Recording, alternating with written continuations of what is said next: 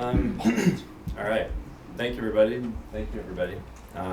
Good evening, board members, Mr. Chair, planning staff, and Cindy. Thank you very much for the report, and also thank you for everyone from the community for coming out tonight and being able to have this very large community discussion. That's something I'm actually excited to be able to have. It's been quite a few years going so far, so excited to have this conversation tonight. I know many of you, but I certainly don't know everyone here. So I'd like to do a quick introduction. My name is Matthew Goodwin. I represent our team and our partnership.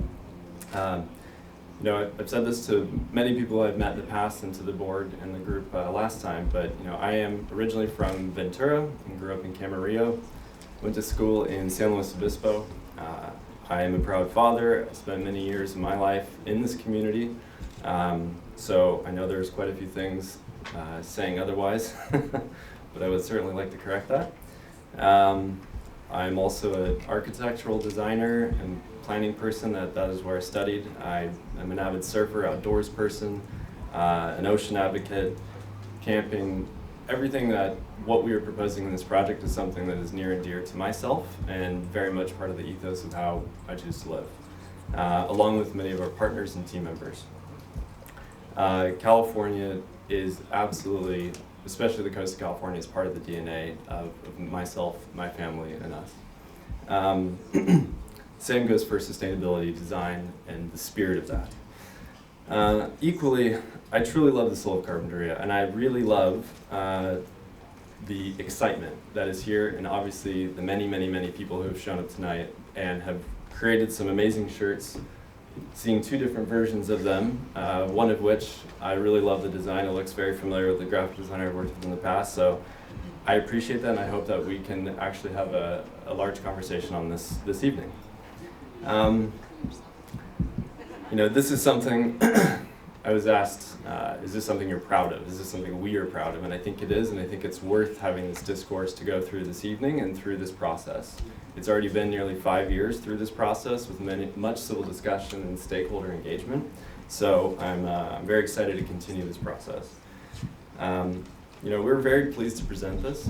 It has been an evolution directly in response to the feedback we received nearly 2 years ago from yourselves, Commission, City Council, and planning staff, as well as many individuals and hundreds of community members and other boards and groups through those past 2 years.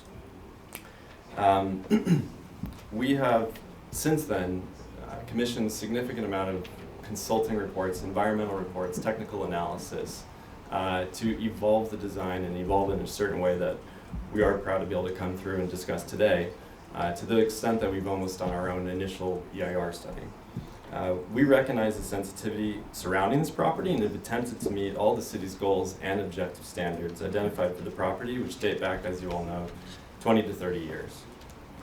Given the property's long-standing zoning and land use designations supporting residential and different visitor-serving uses, we believe we're bringing forward a balanced project that significantly incorporates land conservation, on-site restoration, protection of existing coastal farmland, greatly needed affordable housing, and a development proposal in line with the city's adopted general plan. That said, I do think there are a few things we need to clarify so that this forum can be constructive this evening, and to address some misinformation. I'm sure in this room is that we are not proposing a development on the existing 52-acre nature preserve. This is not a development on the Bluffs Nature Preserve. I do need to make sure it's clear because it's something that we really want to ensure that the clarity is there around this property, as obviously Cindy presented where it is, which parcels. It's actually quite the contrary. We're proposing to add 14 acres from the current property into a conservation easement that would preserve that in perpetuity. So in essence, adding 14 acres that don't technically exist into an existing nature preserve. By doing that, that means it would not be developed by anyone ever in perpetuity, and it's something that we would of course develop with you in the community. And to give context, we really are genuine about the approach to the city's priorities and general objectives. This has been, as I mentioned, a study of 5 years, a long process, many technical analysis that have gotten to us to this point. That also wants me to bring up, kind of speaking to the initial part, about that this is not a luxury resort. There are other luxury resorts in this county that we could easily talk about, and this is by no means that intense. And I hope that tonight, as we look at some of the data points, the details, the passion for this, that we can truly understand what we are proposing, because it is not a luxury resort. This is a place that we envision would be a great representation of this community in Carpinteria, and it is a place that the community and visitors and their visitors can gather with their family and friends, where kids can run freely in these open spaces, immerse in nature, get their hands in the soil, pick produce, learn about the farming, smell the smelly organic farm and land regeneration, and be inspired to take it back to their own homes. We have a saying in our home that ripples make waves and inspiration can slowly change the world. And I believe that this project will just be a small part of that. These are the types of experiences I love for my own daughter, my own family. And of course, organic farms are absolutely smelly, dirty, messy, and are not associated with luxury resorts. So I'll say it many times, I'm blue in the face, but that is absolutely our perspective. And finally, I just want to quickly touch on the zoning of the property, which of course Cindy brought up. It is a property that's zoned planned unit development, which includes a range of options, including residential and hospitality. It's been zoned like this for over 20 years, which was zoned after the nature preserve was in fact created. So there was an understanding for some level of opportunity here, and as we look at the zoning through this process, it actually affords a much larger potential opportunity, which is why we're proud that this is a significantly less dense project than what is technically allowed. So tonight, I'm very excited to get through some constructive criticism on this, and I'd just like to point out a few quick summary notes that I think some are in your question as we go in. We're only proposing of the lot coverage of just over 10%. I hope that may answer the question you're having about lot coverage and building sizes. Technically, the zoning of PUD allows 30%, so 66% less there. The other 90% will be comprised of open space, including landscape, agriculture, circulation space, decking, and other hardscape spaces. And of that open space, we are proposing just about 50% of the property would be placed into a conservation easement. That's nearly 14 acres. That currently does not exist right now. We have definitely diligently studied view sheds, and we'll show it to you tonight. We think that is an important part. We've already begun to work on the soil from when we originally purchased it, as you've undoubtedly noticed as you're there, working with a local member of the community to assist in that effort through a nonprofit. We will be adding extensive new trails and completing the missing link of the coastal trail system per the city's desire from their open space master plan. And we'll be restoring the bluff edge, which we'll talk to later. So this project is a vision, a celebration of its unique visual and natural resources and its open rural surroundings, while enhancing recreational, cultural, and economic opportunities for the community. Thank you, and I'm excited to present this to you. So I'll quickly fly through. So this is and Cindy, is there any way to large full screen it? Yeah, you've got the mouse, right? Yeah. I think. Is it? Up here? Sorry? Here? Does that do it? No. Oh. Let's see. Apologies, everyone. Oh, the plus? I think that's what's going to zoom it in. All right, well, I think it's Apple L, actually, but anyway. All right. So quickly. Why we're here today. We're here to receive Architectural Review Board input, specifically to site planning, buildings, materials, landscape, and architectural design. This is a quick summary of policy consistency highlights that we'd like to quickly summarize. This is consistent with City's Architectural Review Board standards of the city's general plan with regard to the mass, bulk, scale, and unity in composition, and the earth tones, limited materials, clustered development, and natural landscaping and natural materials. This project is a design theme that blends this and the natural surroundings. This is also consistent with bluff setbacks. It's consistent with many other key factors that are outlined in the design standards and conform to that within the community standards. I won't go through all these, but these are in our application. Matthew, so is that one that looks like the page with the little arrows like that? This one? Yeah. Well, it's okay. I'll just sort of I mean, can the board see it okay? All right. We'll keep going with this then. So key project highlights, we'll flip through. Just as a quick summary, it is comprised of the two parcels. The north parcel, as Cindy mentioned, is the driving range and existing farmland. South parcel is the existing undeveloped open space with the coastal trail, as you know. This is not part of the existing 52-acre preserve. Our proposal is adding the 14 acres, as we mentioned, which is 50% of the property, as a conservation easement. We're also proposing 41 affordable housing units, which we'll talk to shortly. There will be public parking for the preserved public areas of the restaurant. This is truly what we believe is a connection of low-density design and experience relative to what the zoning in the general plan allows. We would like to employ sustainable design practices that we'll discuss. There is a significant restoration effort with a robust quantity of new native plants, trees, and species. We're also clustering away from open space into a more condensed development space.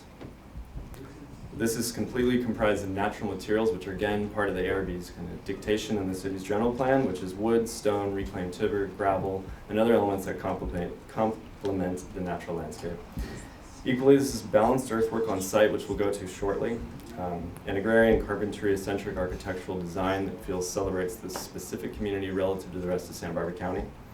It is dark sky lighting design compliant, and there's no net increase in water use, which we'll get to.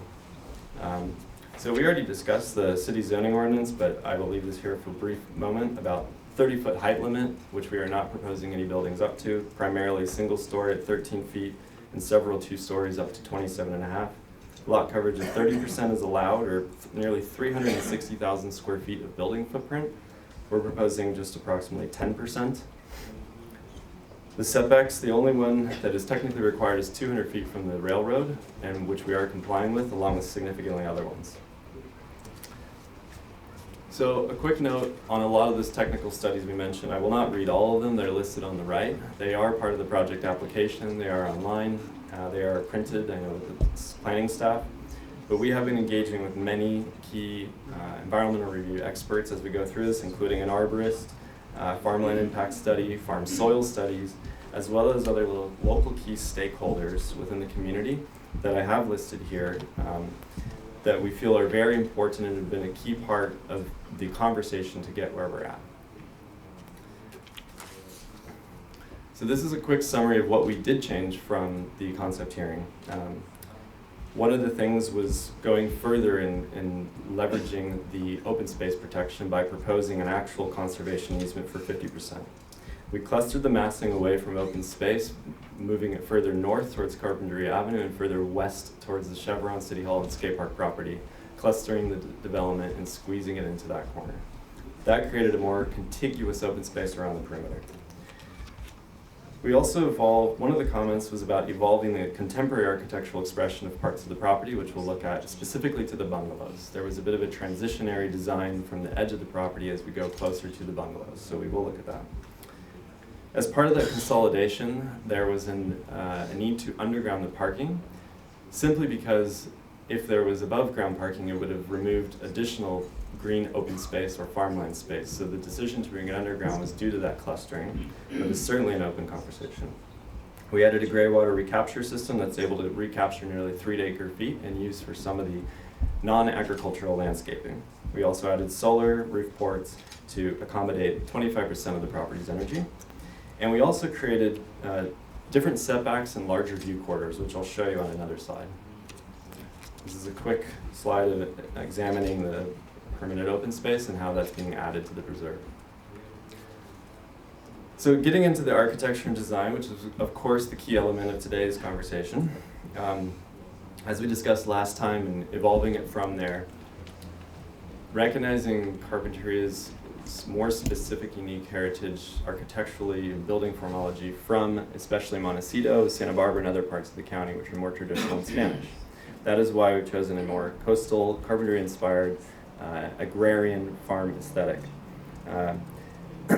Key objectives as we have considered the design is view sheds, setbacks, clustering, contiguous open space, low-profile buildings, incorporation of green roofs, a design theme that uses natural materials and blends with natural surroundings, robust native landscaping and restoration, parking, non-reflective materials, limited glazing towards preserve, if any, use of natural materials, including, as we spoke about earlier, stone, woods, reclaimed materials.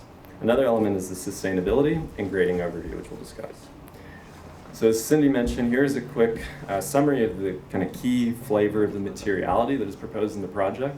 You'll see that the wood siding is a smooth western red cedar with some rough-sawn western red cedar. As I'm sure you may be familiar, western red cedar is one of the most, if not the most, certified sustainable, or FSC certified sustainable products.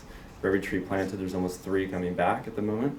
This would be left to age, to naturally wear into the space, into the landscape, very similar to projects like Sea Ranch in Northern California, which have done a successful job of blending in harmoniously. Though it would also comprise decks, we'd be proposing a bonderized sheet metal roof, which is a non-glare, almost nearly raw product that would equally patina over time, along with other roofing techniques with green roofing, using low walls for landscaping and buildings with Santa Barbara sandstone, a local product.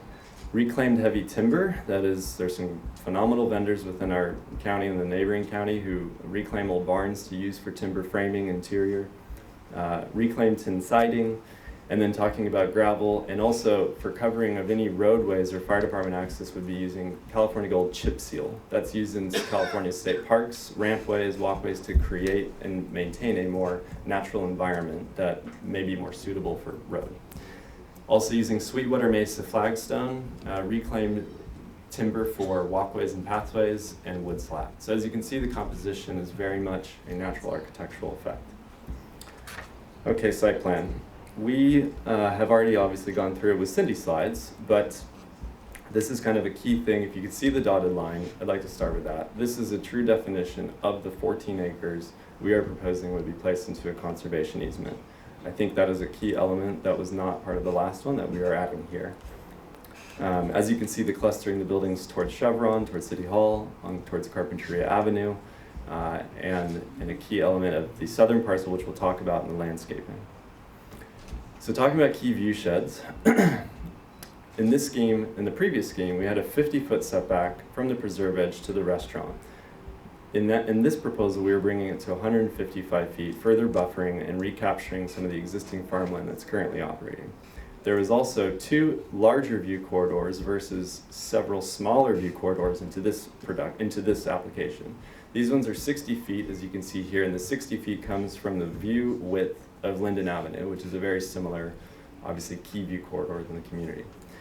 The other view shed was taken from where approximately the ocean becomes visible as you walk across the eastern property line going north to south, or in this case, right to left.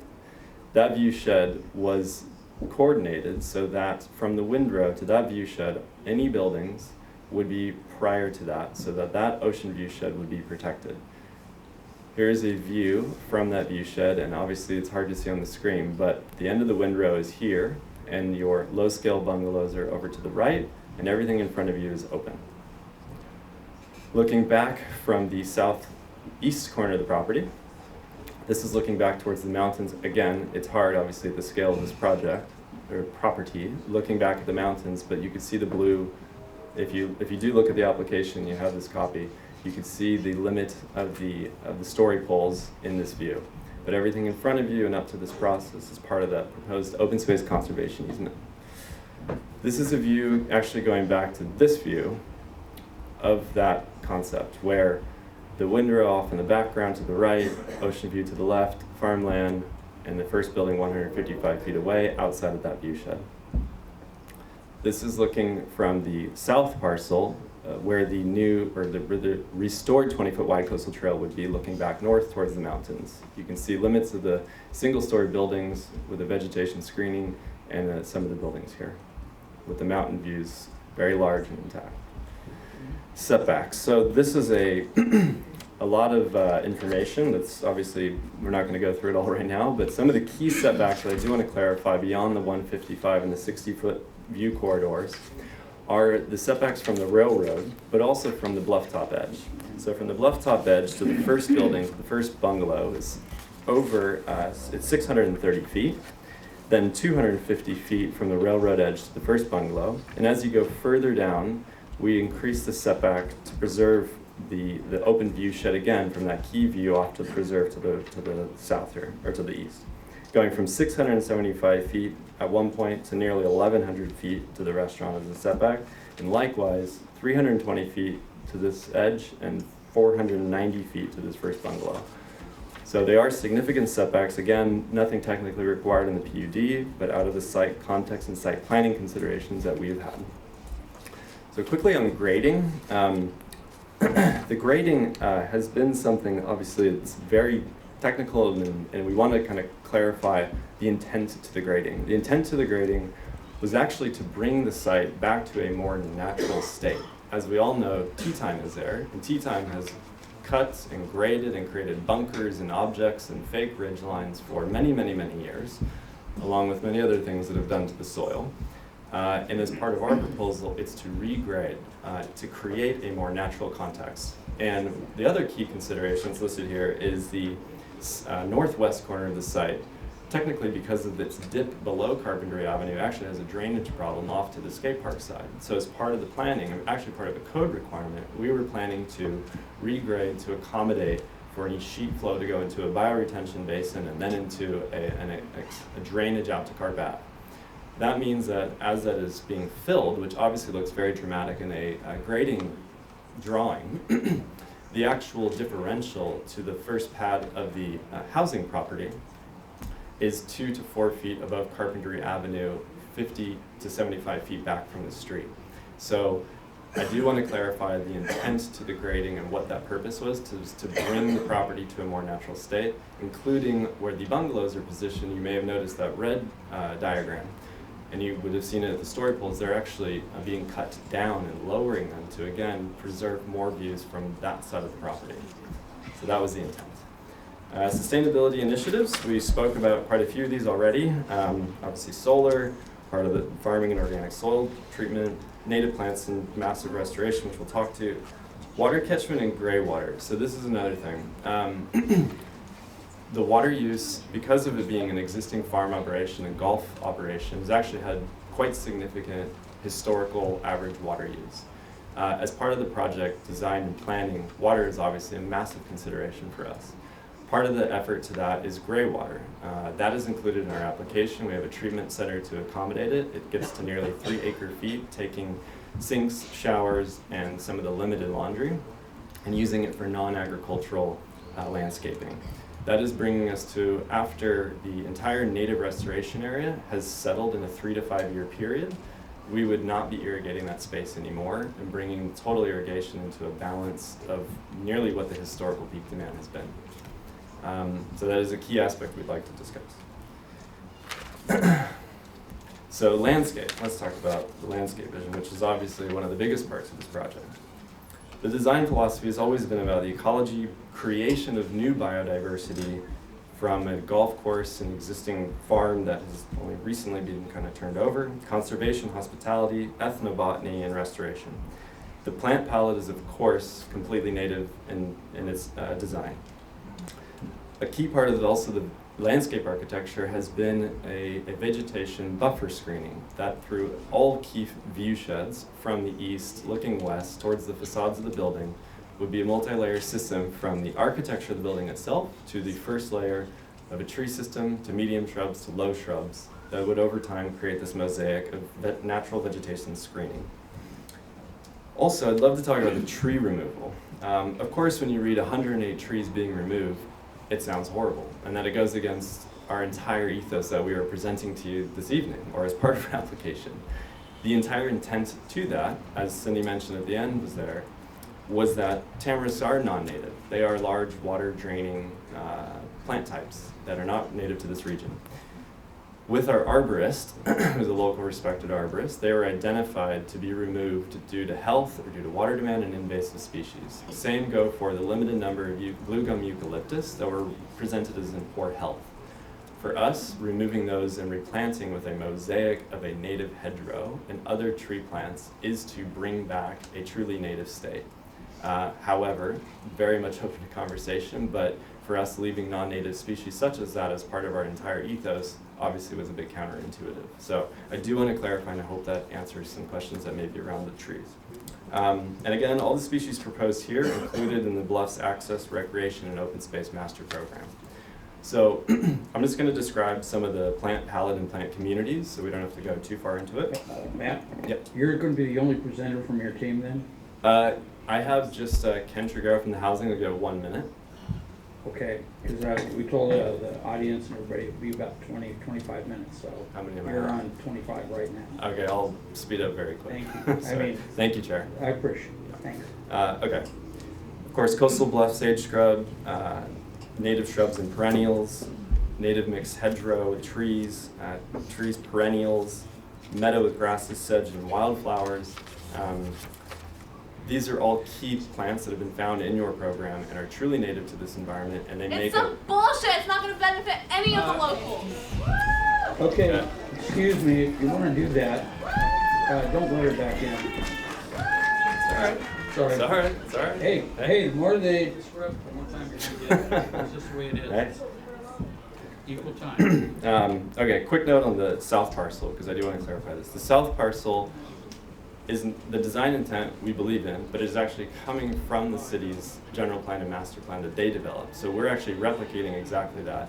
And I know there's been some kind of conversation around the seal overlook, but of course this is coming from effectively a copy and paste to the city's desires. We're very happy to have further conversation on better outcomes that the city may think for that. But I do want to clarify where that's coming from, and I reference the diagrams here. Lighting, all dark sky, night sky ordinance. This is a photometric study that shows it's contained only to these areas. We firmly believe in this and agree. The festoon lights, I apologize, they should not be there.